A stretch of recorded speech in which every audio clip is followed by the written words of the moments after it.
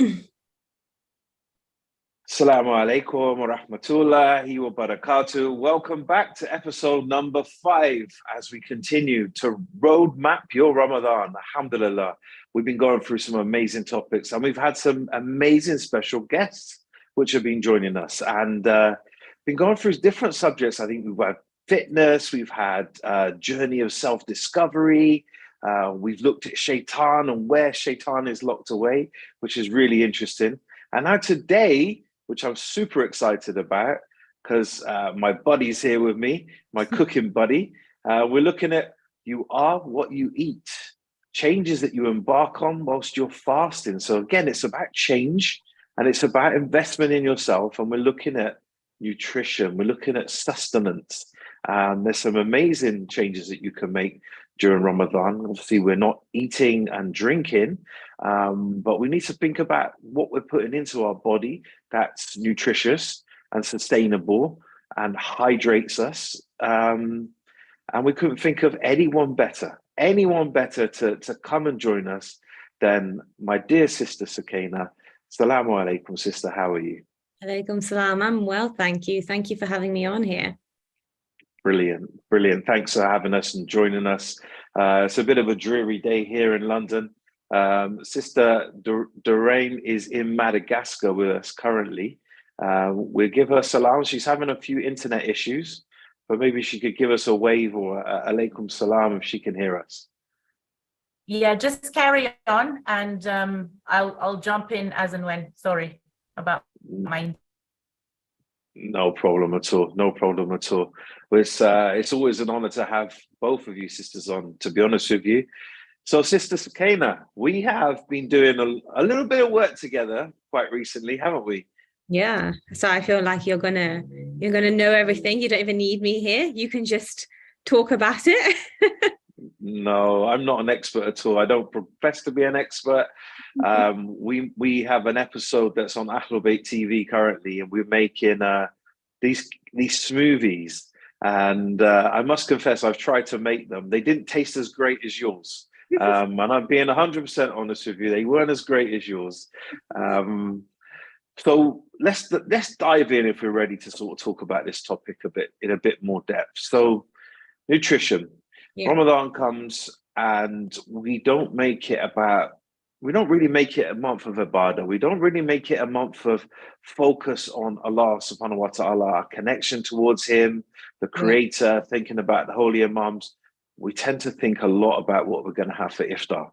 You know, our focus is on food, and it tends to be the main topic of most households. What we eating tonight, what's on the menu, which mosque is doing what, because a lot of mosques now put food on their websites as well, and you get a bit picky and choosy about what you're going to eat. First and foremost, why has that happened? Is this just gradually happened over time, or have we always thought about food rather than thinking about our connection? I think it's quite natural, because as humans, if we're fasting all day and we're avoiding food, naturally, that's the first thing that we would want to talk about or think about when it comes to breaking our fast.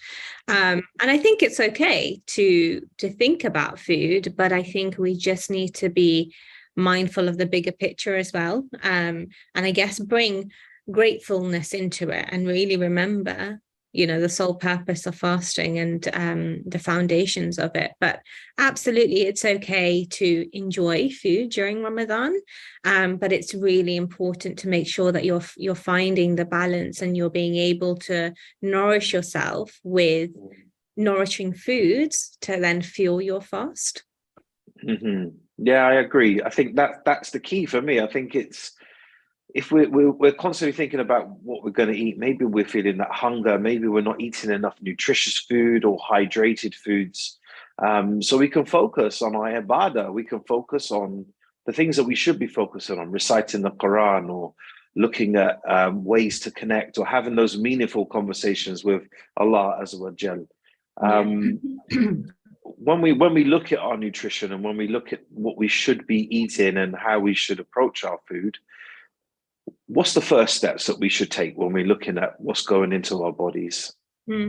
I think I always bring it back to something called the Eat Well Guide. Now, in the UK, we have these guidelines called the Eat Well Guide, and essentially it's a visualization of how much of different food groups you should be getting in your diet per day. Now, the Eat Well Guide is very average amounts. Now, it very much differs person to person, but this is sort of for the average person.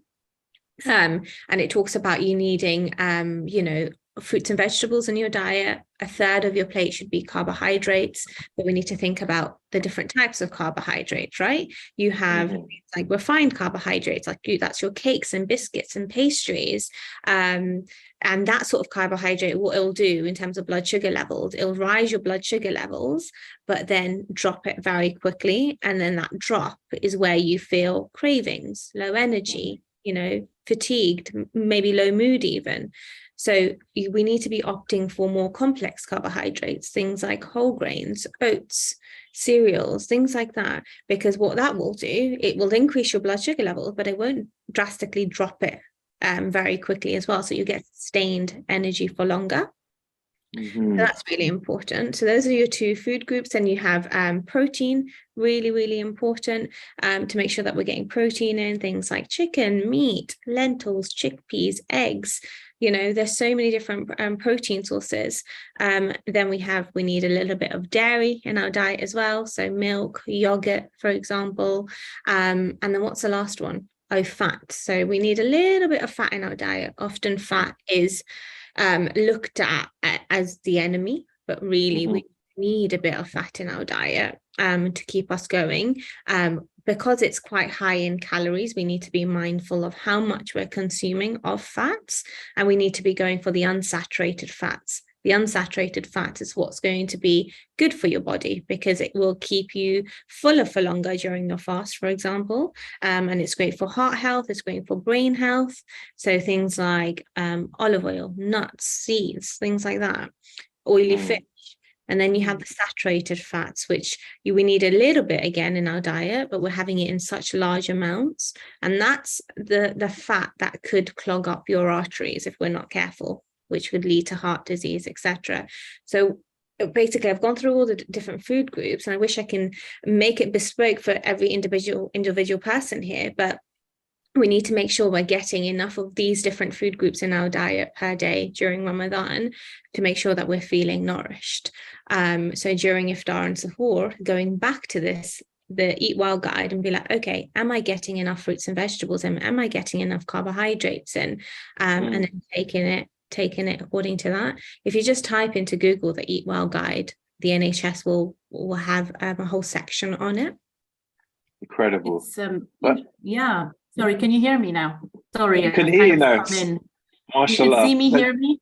Oh, good. I'm so happy because I did not want to miss this conversation, which I need it more than anyone else out here. I need to hear this because I'm on a journey, just like anyone else on here is on a journey as well. And for me, I think my question to you, Sukaina, which I'm sure a lot of the audience will also resonate with, is my relationship with food.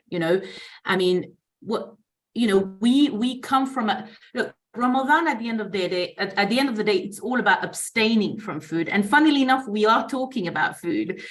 We make it so important, but it's like you said so rightly, Ramadan is not it's not about not enjoying food. It's about enjoying the right food. And it says in the Quran as well, in the 7th surah, 31, eat and drink.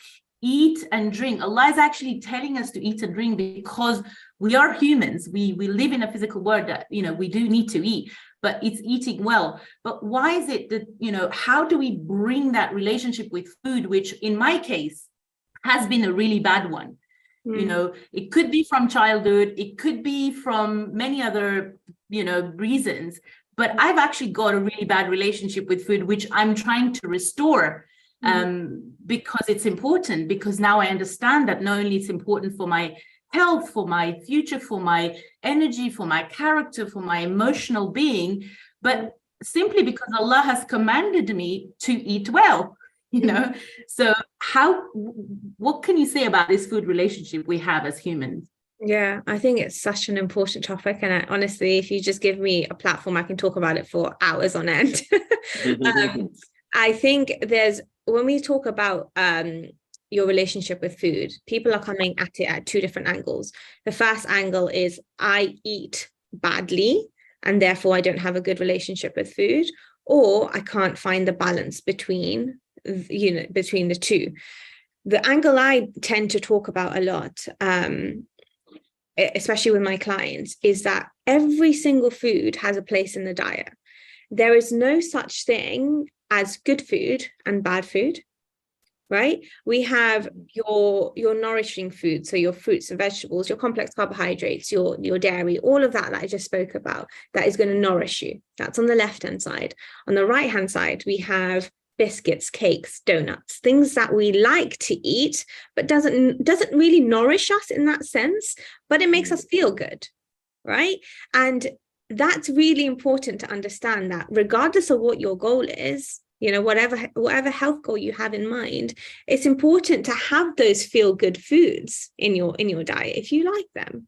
But it's finding the balance between the two. So the nourishing foods are your everyday foods, and your the foods that are high in saturated fat and salt and sugar are your more occasional foods.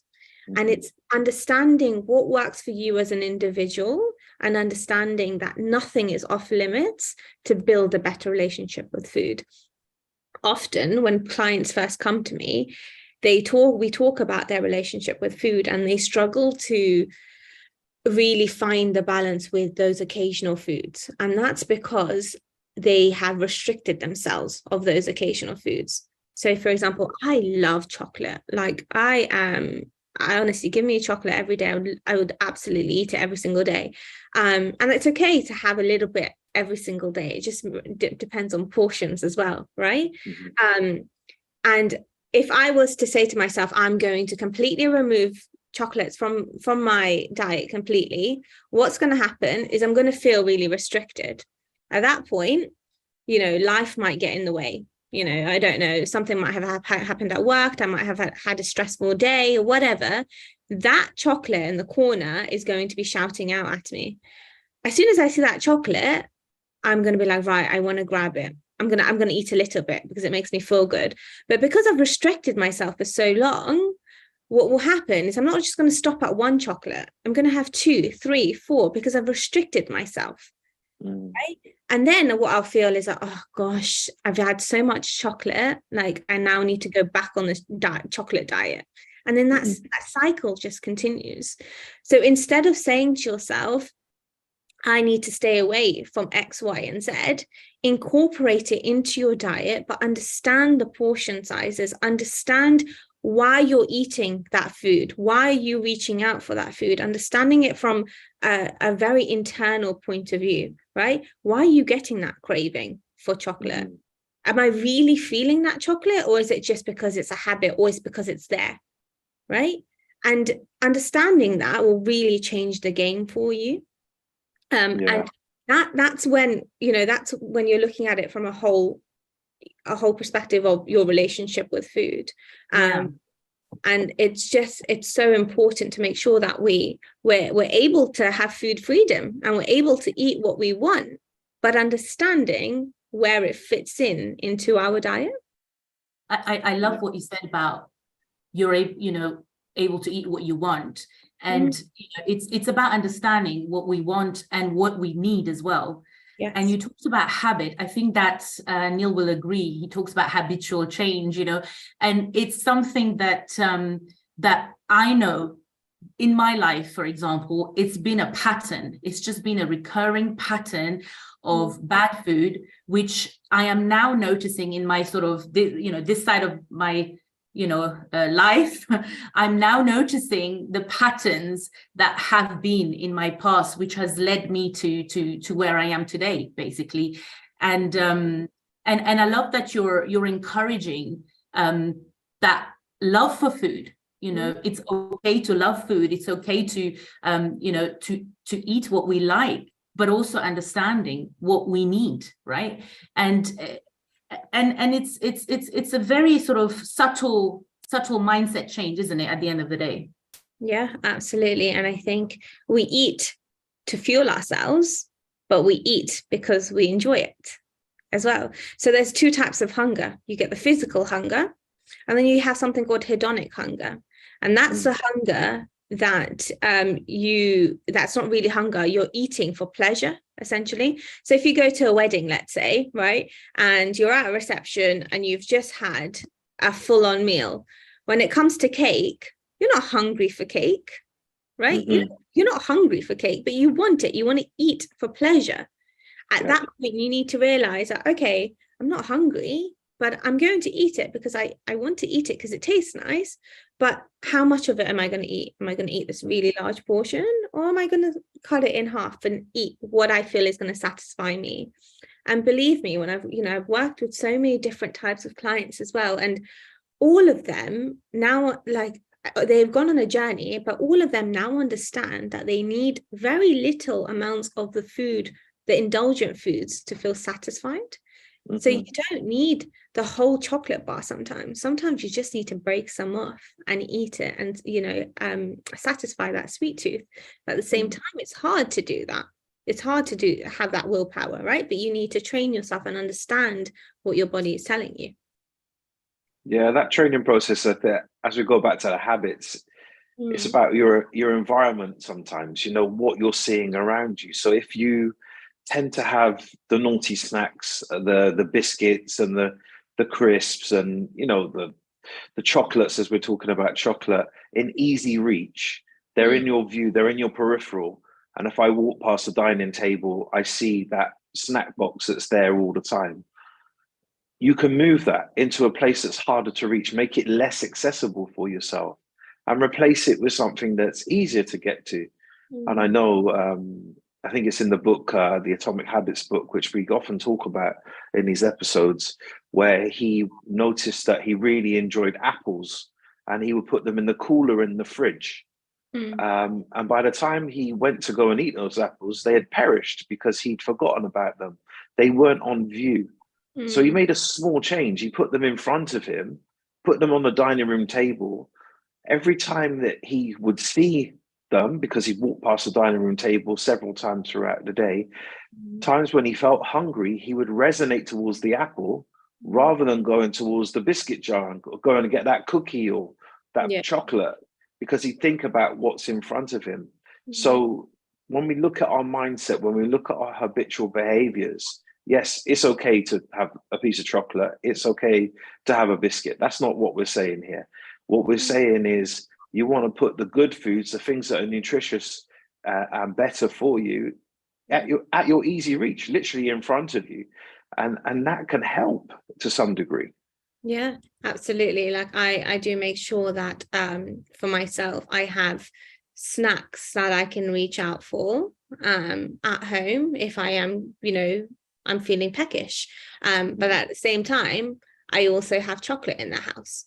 And it's definitely the visual aspect of it. But I think when we come to the relationship of food, the goal is to have chocolate in the house and understand, and that's the peak goal, right? That's a peak of having the best relationship with food, in the sense of having chocolate in the house and not just eating it for the sake of it, understanding when you want to eat it, why you want to eat it, and how much you want of it you want to eat. So that's the peak goal really for all of us, and sometimes we struggle with that. But absolutely having those healthier snacks, or the more nourishing snacks visually there in front of you, will definitely help. Another thing that I talk about with clients is habit stacking. So again, atomic habits, and it works really well. So the idea and the concept is, and I don't know if you've spoken about this in any other episode so far, but the idea is, whatever habit you already have in your daily routine, habit stacking something else, another habit on top of it to make it stick. So one of my clients, she said she can't get water into her daily routine because she's a dentist and she's back to back with patients every single day, for a few hours at a time. So she can't get water in. So I said to her, right, your habit is that you see patients.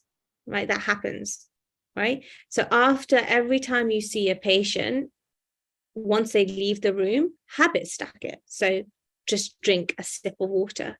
And that reminds her then that she needs to drink water. So it's understanding also how you can fit in healthy eating or nourishing your body into your routine. You know, so associating, yeah. you're saying associate something that you do anyway on a daily basis with a good habit, you know, good nutritional habit, by adding, editing, and deleting certain habits, and slowly changing and making a new habit. As they say, right, how you do anything is how you do everything. So at the end of the day, this will then leak into other aspects of your life. If you're doing one thing right, it's going to then make sure that your mind is working the same way with other aspects of your life as well, which is beautiful. And that's what I love about this journey that we're on at the moment. And Ramadan being such a great time to habit stack and to practice what we've learned throughout the year and what we've learned with all of the beautiful people that we're joined with. And my other question as well is something that a lot of people are not aware of, and that's the gut health that I hear a lot about. I personally am completely oblivious. I don't know anything, or I don't know much about it. I know Zohaib talked a little bit about it in his intervention, but could you enlighten us a little bit, especially me? Yeah, absolutely. I mean, Neil, honestly, he's going to get so sick of listening to me about gut health. I could listen to it over and over again. It's really insightful. It's really interesting. Yeah. And I'm sure our viewers will benefit, inshallah. But our gut is essentially, I like to call it our powerhouse, because our gut is connected with so many different functions in our body. So it's connected with our brains, it's connected with our metabolism, our skin health, our mood, right? So we really need to look after this powerhouse of ours. And sometimes, you know, when we feel nervous about something, you know, we feel that feeling in our stomach, right? Because there's a connection between our brain and our gut. When we think about doing something, and making a decision, we say we want to go with our gut instinct because there's a connection there, right? So it's so important that we're looking after this gut. And essentially, there's a term called the microbiome. And I don't want to get too sciencey, but essentially the microbiome is an ecosystem where trillions and trillions of microorganisms live in our gut. Now, things like bacteria, viruses, fungi, like all of these species. Now, essentially, they're bugs. Let's call them bugs, right? And these bugs can be good bugs that can support health, or they can be sort of bad bugs that can trigger illness.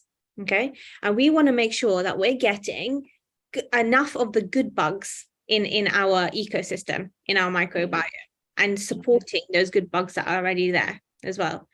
Now, to do that, we need to make sure that we are, number one, eating the rainbow. So when you're looking at your plate, looking at how much different color you have on your plate.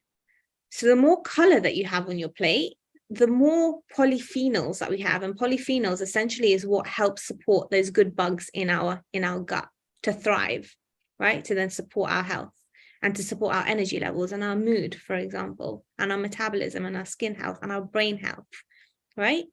So looking at your plate, looking at the color. Okay, that's number one. Number two is thinking about plant diversity. So how many different plants you can get into your iftar and into your suhoor.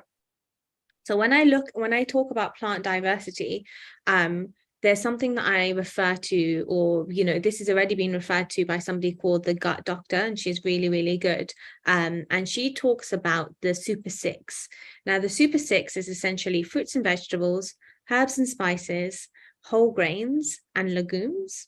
If you get the Super Six in your diet, right, you are on your way to having better gut health and supporting that gut.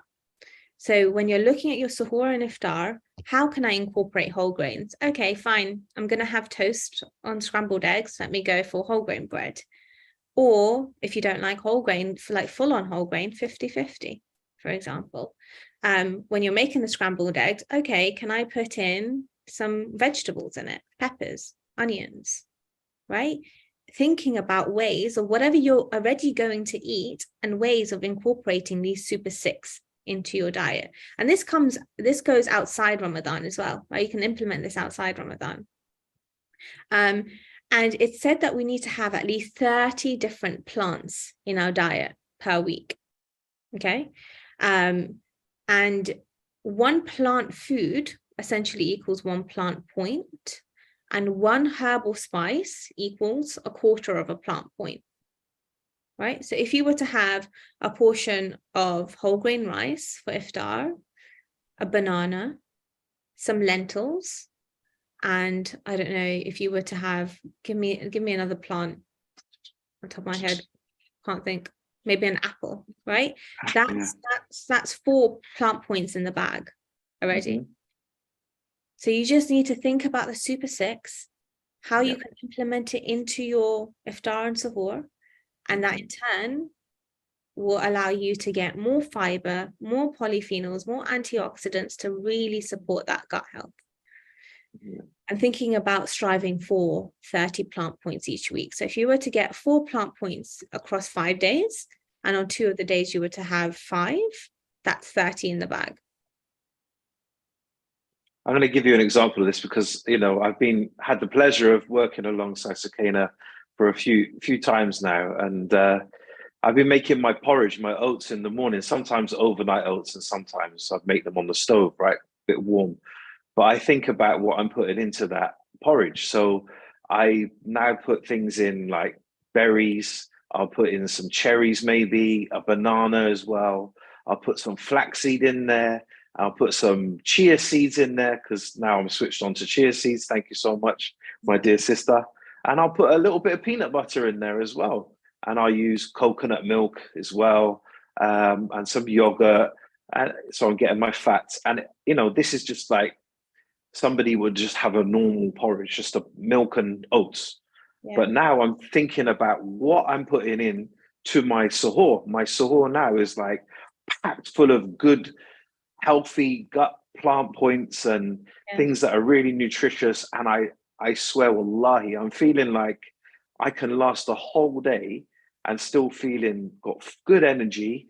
And I know that I'm getting quite a good amount of nutrition in my body as well. So Sukaina, your tips really work well. I'm glad. Are you saying that put what you want and what you need in one plate by using what you've just said, all the tips that you've said? You talked about rainbow. I love that. I'm going to use that with my kids, the rainbow method, the super six, the adding little bits and pieces. And that's going back to the habits that we talked about. I mean, this is really, really educational for me personally, and I'm loving that I have you today as a guest because it's reinforcing things that I'm doing, but I didn't know the why behind it. Right. And that's why it's also important to know that, you know, we as Muslims, like, we should be the healthiest people in the world because we've got everything. What you've just said, by the way, this morning I spent a few minutes looking in the Quran as well for ayats actually relating to what you've just said, and it just goes hand in hand with our faith, and we end up being like the least healthiest people in the world. So this is good. Thank you. And I think, you know, me and Neil spoke about it in the Ahlul Bayt TV show that we did, the live show. In the Quran, you know, it's pomegranates are mentioned, lentils are mentioned, dates are mentioned. There was other foods that were mentioned as well. And one of the common themes with all of these different foods was it all contains fiber. Yeah. And fiber is good for your gut. Yeah. And your gut is your powerhouse. And your gut is then related to so many different functions. Exactly. Right? And, you know, the topic about gut health is very new, right? We're talking about it lots right now, but it's mentioned in the Quran, not in that specific sense of like it's good for your gut, but the common theme is fiber. And what you said about plants, actually, it says here in Surah Baqarah, ayat 168, eat what is lawful and good things from what is in the earth, you know. And another one that says good things that we as in Allah, we have provided. And what else has he provided except from, I mean, everything else, but I mean, the bits that he's probably mentioning is like the fruits and veg and the natural things, right? So it goes exactly with what you just said. And I think, you know, if anyone knows me, I just go on about the fact that you need to start thinking about what you can add to your meals, as opposed to what can be removed. So if you were to have a traditional lamb curry for iftar, look at that lamb curry, be like, right, how do I support my health here even better, right? Because the components of a curry really is not unhealthy, right? The oil aspect, we need to be mindful of how much oil we're using, yes. But in terms of the components, you have your protein, you have your herbs and spices, you have your garlic, you have your ginger, you have your onions. Those are not bad things for you, right? So, but then you still need to think about, okay, what can I add? Can I add a portion of spinach to that? Okay, what type of rice am I having? Can I go for whole grain rice? If I don't want whole grain rice, okay, can I put some peas in my rice instead to bump up the fiber? So it's constantly asking yourself the questions of what I can add to make this meal healthier, as opposed to what can be removed. Yes, incredible. I know that some mothers and families struggle with their children to get them to eat vegetables and to get them to eat fruits and things like that. They you know, unfortunately, our children have grown up on a lot of street food, a lot of chicken shop boxed meals and stuff like that. And food is so accessible these days. You know, less than a click, you can get food delivered to your doorstep. And I was speaking to a mother literally 3-4 days ago, and she struggles giving her daughter nutritious food. And alhamdulillah, all down to you again. So much barakah coming to you, Sukaina. So she's making her favorite spaghetti bolognese, right? So what she did was took some vegetables and literally blended those vegetables down into like into the sauce. So you couldn't make sense that they were veggies, because it just would look like tomato sauce, but they were raw, and she cooked them off in the actual sauce. The daughter sat there and was just chatting away and eating and saying, "This mummy, this food's delicious." And the mum smiling away because she knows that she's put at least 6 vegetables in that particular sauce, hidden vegetables. So yeah, it's a bit of a trick, but it works, and it works really well. So, you know, sometimes you've got to introduce those flavors and textures to your young ones, and then you're then building up that habit of like, okay, so this is what you're eating, and introduce it slowly. Yeah, and I think I was working with a little boy a few months ago who was a very fussy eater and didn't want to couldn't try new things, just was very scared to try new fruits and vegetables in particular. So what we did a taste test. But what we did is we allowed him to look at the food, smell it, taste, you know, hold it, feel the texture, what does it smell of, and then finally taste it, and look at the colors as well, and then taste it.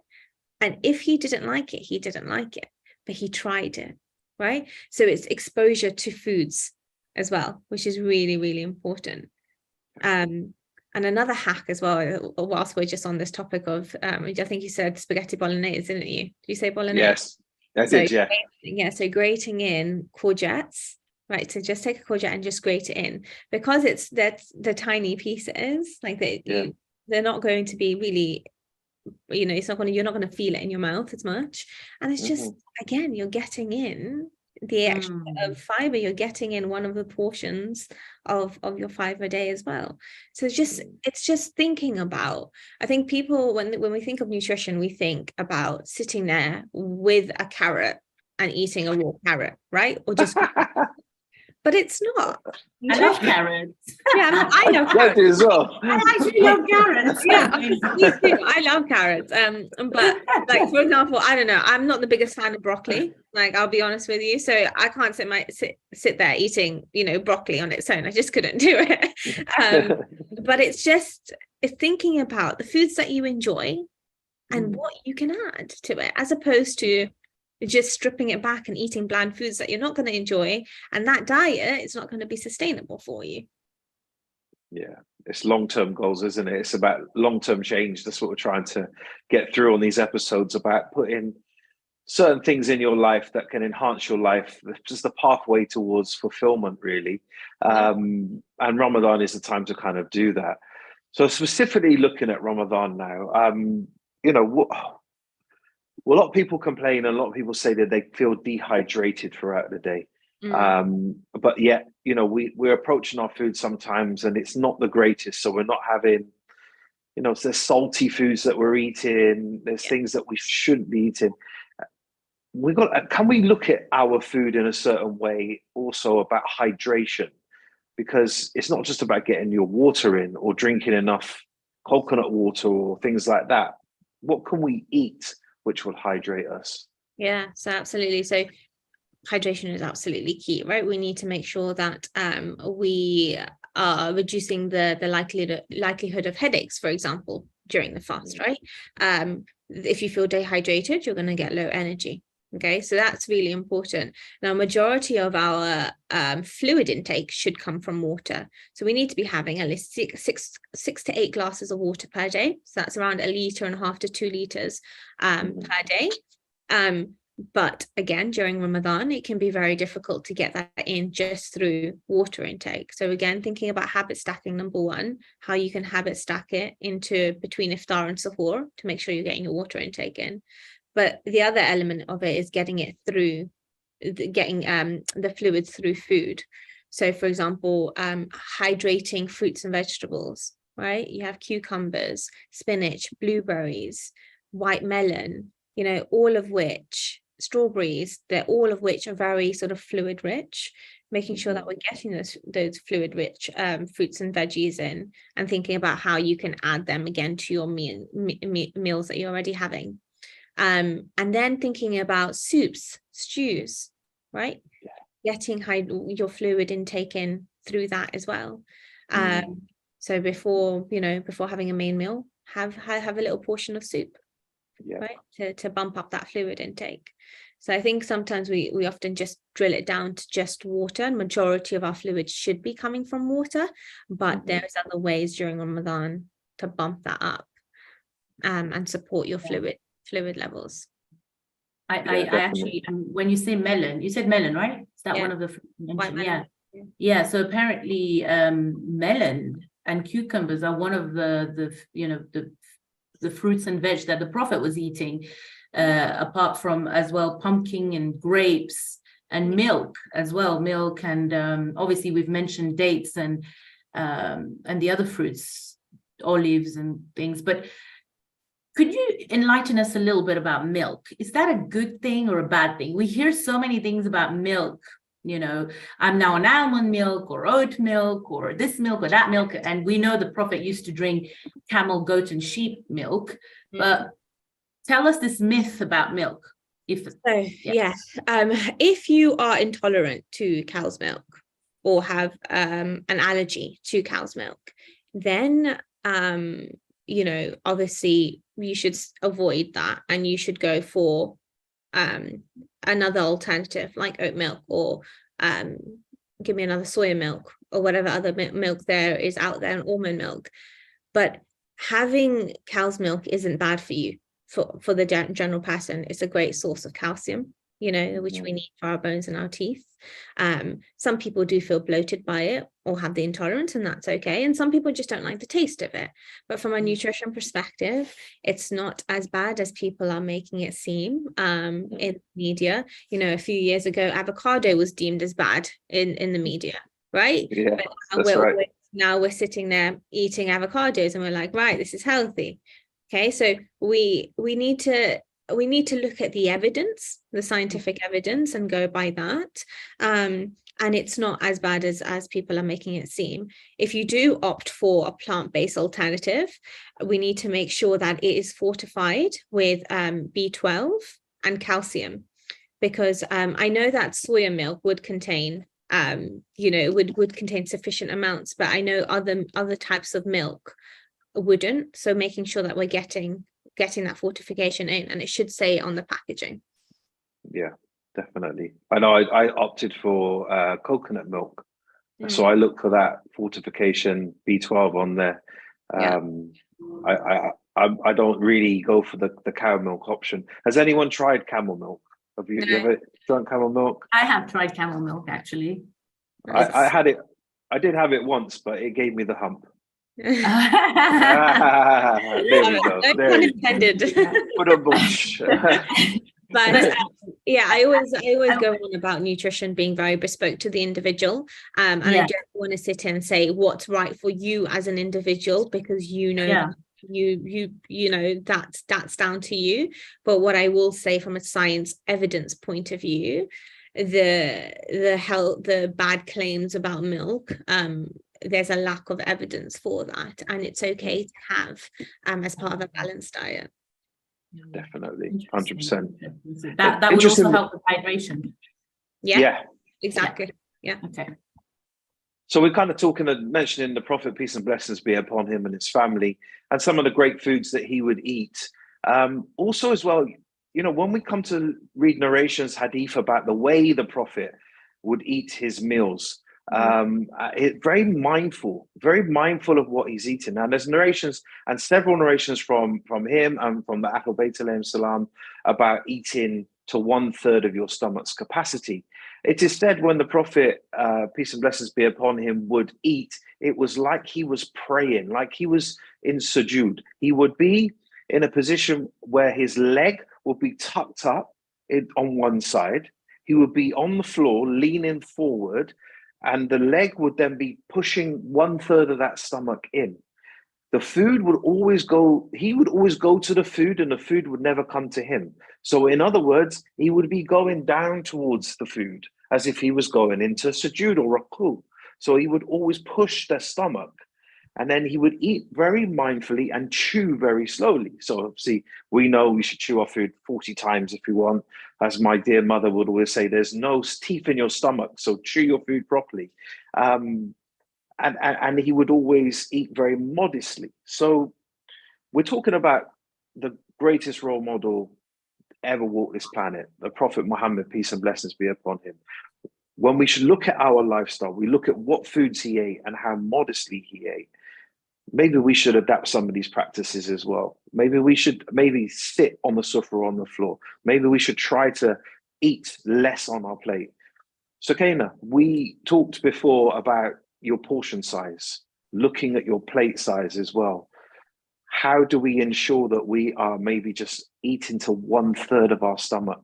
Yeah, I think portion sizes is really a tricky one, right? Because obviously we talk about it on average sense, right? 1/3 of your diet should be carbohydrates. You know, we need to have fruits and vegetables, etc. But you as an individual will know when you are reaching the point of feeling full.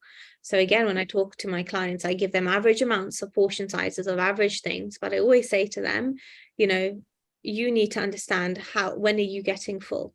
Do you need this much, or do you need less, or do you need more, right? You need to understand that. When it comes to breaking our fast, it's really, really easy to just pile the plate really high because we are hungry. But again, stripping it back and thinking about, actually, Sukaina, how much do I usually have? How much do I need to nourish my body? You know, and it's hard because we fasted all day. I'm not going to lie, especially for very delicious food, right? But it's important to bring it back to what you usually have and the portions you usually have, to make sure that you don't feel over bloated or too full afterwards. Another tip that I have is, you know, like you already said, is chewing more slowly, right? So it takes our brains at least 15 to 20 minutes to realize that we're full. So slowing it down and actually chewing slowly will allow you to identify when you're full more easily, as opposed to just shoving it in your mouth and not being mindful about it. But yeah, it's just important to just understand what your usual portion sizes should look like for you as an individual. And again, referring back to the Eat Well guide as the base, and then taking it from there. It's great. Yeah, that was a shocker to me when you first told me it's 20 minutes, 15 to 20 minutes for your stomach to register.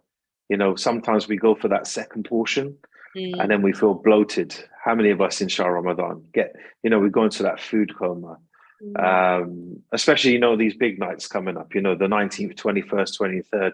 If we overeat too much during our iftar, then as Zohaib said, we're just going to be nodding off. We're just going to fall asleep, and we're not going to be able to complete these nights of destiny. Every night is a night of destiny, really, in Shah Ramadan. So really making that change, being more mindful about what you eat.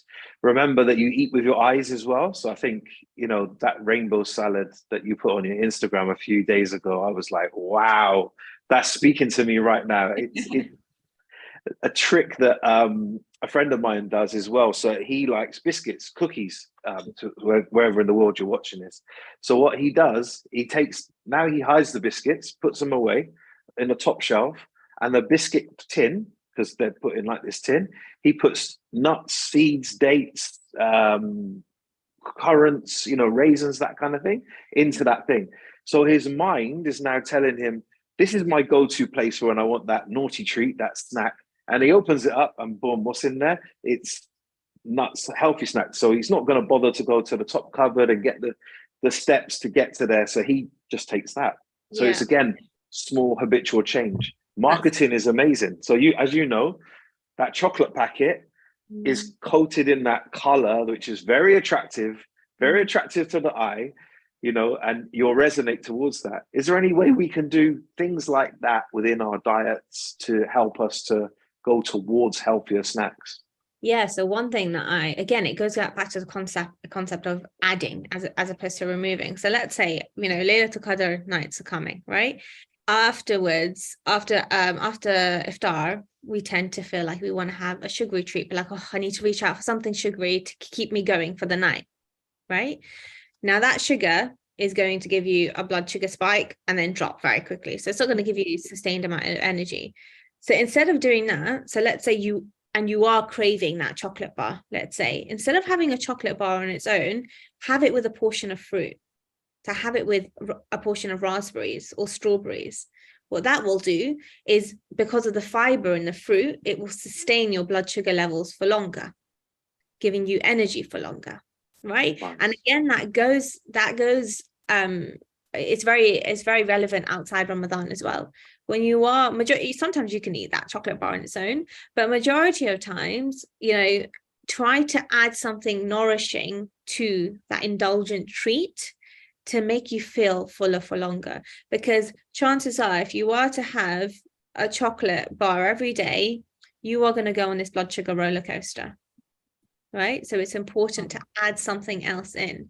So for example, even with cookies, right? Sometimes when I'm craving cookies and I feel like I've, for me personally, if I've overindulged, for a period of time and I just don't want to eat the cookies on its own, I will break up the cookies and put it into yogurt and then eat it that way. So I'm getting the cookies, I'm still getting it, but I'm getting it with something nourishing that will help sustain my blood sugar levels, which will make me feel good.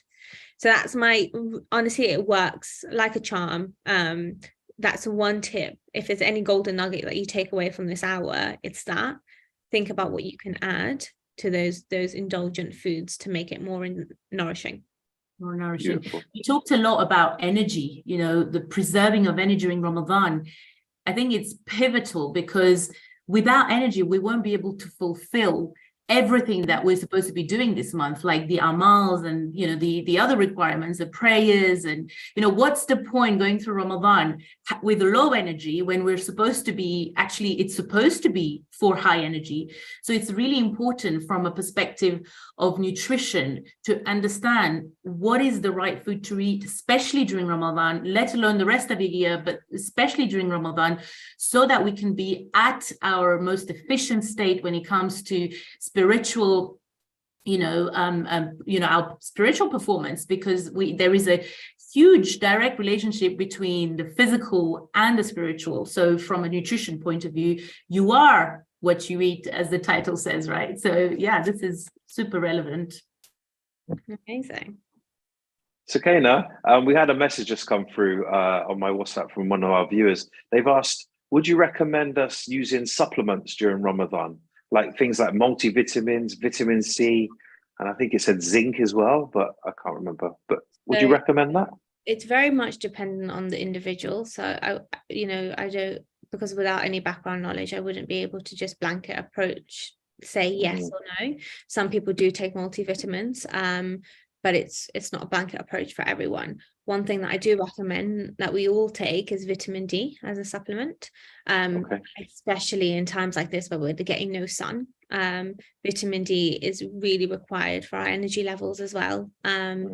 So having at least 10 micrograms of vitamin D per day, that's the baseline. But as women that cover up as well, we might be even more deficient. So going to get a blood test done, I know I'm more deficient, so I need to have a higher dose of it. You can get it through the diet. So things like fortified cereals or, fortified foods, or even egg yolks contain vitamin D. But it's not enough it's not enough to get it just through food, so we do need to get it through supplements as well. So it's really important for the average person to make sure that we're getting at least 10 micrograms in, and just if you do feel like you might be even more deficient, getting a blood test to confirm that as well.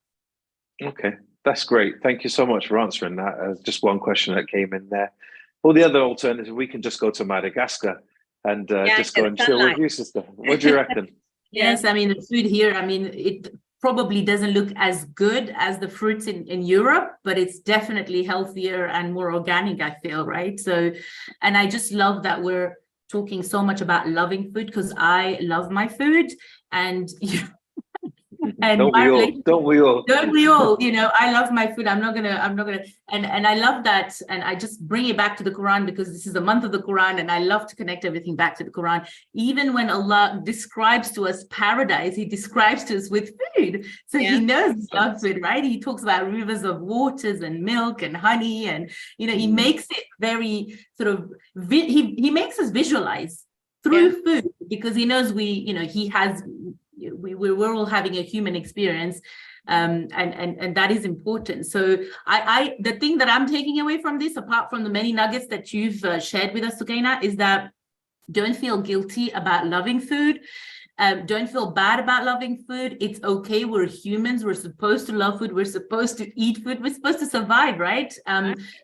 Love food, but just understand what you're eating, why you're eating it, how you can eat, and understanding your personal requirements. Sukaina is very good at making sure that your personal requirements is catered for, right? Exactly. And that's just one more thing, like personalized nutrition should be a thing. That's why you will never see on my Instagram, I won't do day in the life of Sukaina, what I eat, for example. What I eat is very different to what you should be eating, your calorie requirements, your protein requirements, your carb requirements, right? Everyone has different goals, and that's why I'll never do that. Yes, there's baseline things that we can talk about, but understanding your nutrition is so important. You are as unique as your personality type when it comes to nutrition. So when you're going on social media and you're seeing what people are eating, it might not work for you as an individual. So you really need to understand that aspect well. Yeah. Have you ever heard the term DNA? So diet and nutrition analysis. That's what I've read in another book. Diet and nutrition analysis. It's all personal. I think all this concept of adding is an interesting one that we need to focus on. And there's a practice in NLP, neuro-linguistic programming, where you do outcome-led thinking. So pretty much, if I do an action, what am I gaining from it? If I do something, is there something positive coming towards me? Will I achieve something? And this outcome-led thinking, you can apply that same principle into what you're eating. So if I'm going to eat this, what am I going to gain from it? If I add something to my cookies, as I'm going to take your example, and dunk those into some yogurt, then I'm getting a gain from that. If I'm going to make that spaghetti bolognese for the young one, and I blend up some vegetables or grate the courgette, I like that one, so I'm going to use that in the future. What am I gaining from it? So it's the same sort of principle and the same sort of practice. Us as coaches, that's the kind of things that we work on with our clients. We kind of look at principles when we're goal setting. If you're going to do a task, is it going to get you towards your goal? Are you going to get closer towards your step of your destination? And I think this is a similar and very same, I would almost say same principle that we can apply to our food, to our nutrition, and to our health. So just something for our viewers to kind of stop and pause and think about before you put it in your mouth.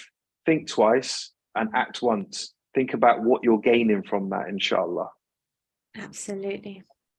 Yeah, it's great. It's great.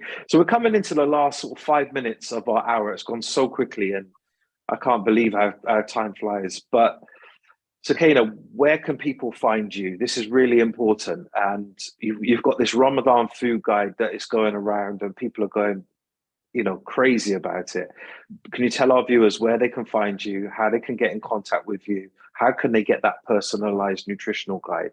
Yeah, so I have an Instagram. So I think you're going to put it up in the bio. It's Sukaina_nutrition. So you can find me there. I do have a Ramadan guide out. So it's an e-guide that will help you. What we touched upon today is very much touching upon the surface of everything. And the guide really goes into depth about how to support your energy levels and concentration and mood during Ramadan. And it's like short videos that you can watch. Every video has a breakthrough challenge as well that you can implement. And then you get a recipe bank as well. So if you want to download the guide, it will be on the link in my Instagram handle as well. And yeah, feel free to contact me on there, or my email address that hopefully, you'll put down in the description. But if you want any nutrition guidance, feel free to contact me through Instagram or my email. Is your Ramadan guide in your Instagram or? Yeah, so it'll be in my Instagram bio.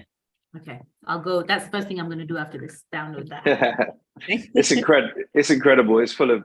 I know you work really hard on that, and it's really great to see the momentum that you're getting on the work that you're doing. And alhamdulillah, we've been able to work together on Applebake TV. We put together 4 episodes, which are airing over Shah Ramadan. The first episode I think it's coming to an end today. And the second episode is being aired, I believe, 1:30 today. So they're aired at 1:30 p.m. UK time. 1 o'clock. Okay, sorry, 1 o'clock, 1:30. I can't remember, to be honest with you. There's too many things going on in my head, but it's called Maximizing Your Shah Ramadan Through Nutrition. It's aired a couple of times a day. They will be put up onto YouTube as well. And we had a show on Applebake Live, which is available on YouTube. And it does get repeated as well on the channel, where we talk about stuff in depth also. So yeah, there's many ways to contact this amazing sister in our community, doing incredible work. And I couldn't be more proud to call her my sister, because she's phenomenal. We had a lot of fun filming, didn't we? We did, yeah, with all those spoons. Yeah, she now knows I can balance a spoon on the end of my nose. Sister Doureine, have you got any closing thoughts, any questions that you're burning to ask whilst we've got our sister with us? No, I think I'm going to definitely go through this episode one more time on the replay to make sure I'm taking notes. That's the one thing I keep telling everybody, all my audiences, my clients, take notes, because your retention level increases when you're putting what you're hearing into paper. So I would highly encourage everybody to re-listen. I'm definitely going to do that, rewrite everything, although I have been sort of writing as we've been talking. Lots to take. My takeaway is eat what you want, what you need, and how you can put that together in a nice and well-balanced way. And also preserve your energy during Ramadan, because you'll be needing it in the next few days.